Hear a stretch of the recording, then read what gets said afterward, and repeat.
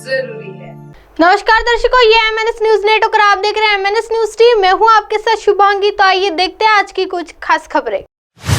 कम होगी petrol diesel की कीमतें, पेट्रोलियम मंत्री हरदीप सिंह पुरी ने दिया जवाब। भारत में 1 साल से भी अधिक समय से पेट्रोल और डीजल की कीमतें में कोई कमी की बदलाव नहीं हुआ है। वही पेट्रोलियम या प्राकृतिक गैस मंत्री हरदीप सिंह पुरी ने शुक्रवार को कहा कि वैश्विक ऊर्जा बाजार में अस्थिरता के बावजूद भारत ने पेट्रोलियम प्रोडक्ट्स की किफायत कीमत को बरकरार रखा है और पड़ोसी देशों और कई बड़ी अर्थव्यवस्थाओं वाले देशों के मुकाबले पिछले 2 साल में पेट्रोल और डीजल की कीमतों में मामूली बढ़ोतरी की गई है। 1 साल से अधिक समय से रूस से भारत को सस्ती कीमत पर कच्चा तेल मिल रहा है, तो क्या भारत में पेट्रोलियम प्रोडक्ट्स की कीमतें घटेगी? इस सवाल के जवाब में पुरी ने कहा कि शुरुआत में अच्छी छूट थी, पर उन्होंने कीमतें बढ़ानी शुरू कर दी है और अब छूट उतनी नहीं रह गई है। केंद्रीय मंत्री ने कुछ मीडिया कर्मियों के साथ बातचीत में तेल की कीमतों को लेकर सरकार की आलोचना करने पर विपक्ष को आड़े हाथ लिया और कहा कि विपक्षी दलों द्वारा शासित राज्यों में भाजपा शासित राज्यों के मुकाबले पेट्रोल और डीजल की कीमतें अधिक है। उन्होंने कहा कि भारतीय जनता पार्टी शासित राज्यों में पेट्रोलियम प्रोडक्ट्स पर वैट में कमी की गई है तो ताकि कीमतों को नीचे लाया जा सके। कई देशों में पिछले 2 साल में पेट्रोल की कीमतों में हुआ भारी इजाफा। पुरी ने कहा कि जून 2021 और जून 23 के बीच भारत में पेट्रोल की कीमतों में 2.36% की वृद्धि हुई, जबकि इस अवधि के दौरान पाकिस्तान, बांग्लादेश, श्रीलंका, नेपाल में क्रमशः 50.83%, 30.11%, 79.61% और 42.39% की बढ़ोतरी हुई। बड़ी अर्थव्यवस्थाओं के आंकड़ों का हवाला देते हुए पुरी ने कहा कि इस अवधि के दौरान अमेरिका में पेट्रोल की कीमतों में 30.15% की वृद्धि हुई, जबकि France, Germany, Italy, Spain, Britain और कनाडा में क्रमशः 22.87%, 19.8%, 14.68%, 17%, 10.93% और 24.17% की बढ़ोतरी हुई।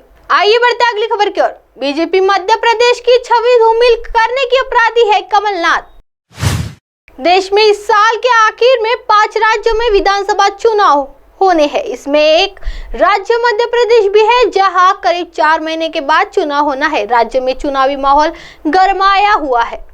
इस बीच कांग्रेस के दिग्गज नेता और राज्य के पूर्व मुख्यमंत्री कमलनाथ ने कहा कि मध्य प्रदेश की बीजेपी नेताओं में आदिवासी समुदाय पर अत्याचार करने की होड़ मची है।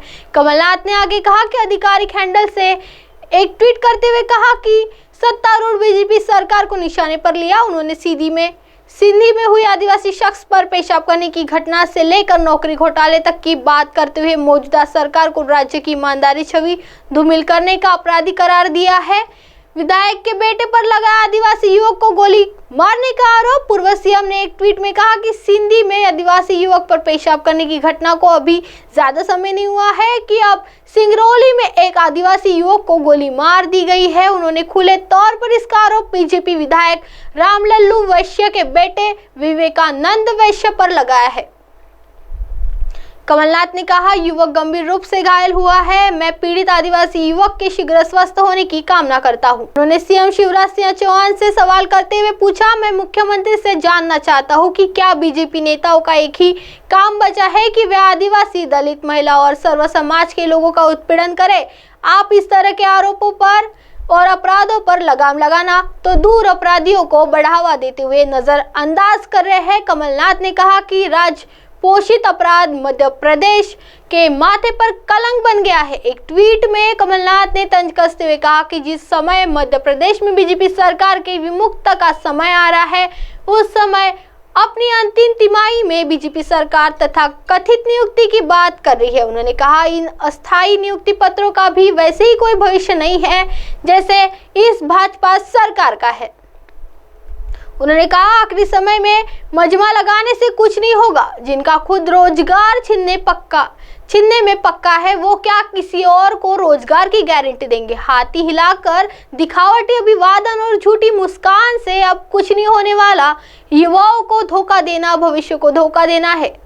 पूर्व सीएम ने कहा, बीजेपी ने मध्य प्रदेश की नौकरी घोटालों की कुख्यात प्रयोगशाला बना दिया है। बीजेपी मध्य प्रदेश की ईमानदारी छवि धूमिल करने की अपराधी है। अब आप हमारे चैनल को आपके मोबाइल पर भी देख सकते हैं। मोबाइल ऐप पर देखने के लिए play store MNS News Tea app download करें। इंस्टा, ट्विटर, हाइकू, फेसबुक और कई सोशल मीडिया के प्लेटफॉर्म पर हमारा चैनल उपलब्ध है। आप इसे यूट्यूब पर भी देख सकते हैं। आप हमारे चैनल को लाइक भी देख सकते हैं www.mnsnewstea.com पर। फिलहाल वक्त हो चला है दर्शकों ब्रेक का। ब्रेक से लौटने के बाद देखिएगा देश और दुनिया की तमाम खबरें। बने रही MNS News Tea पर। नमस्कार।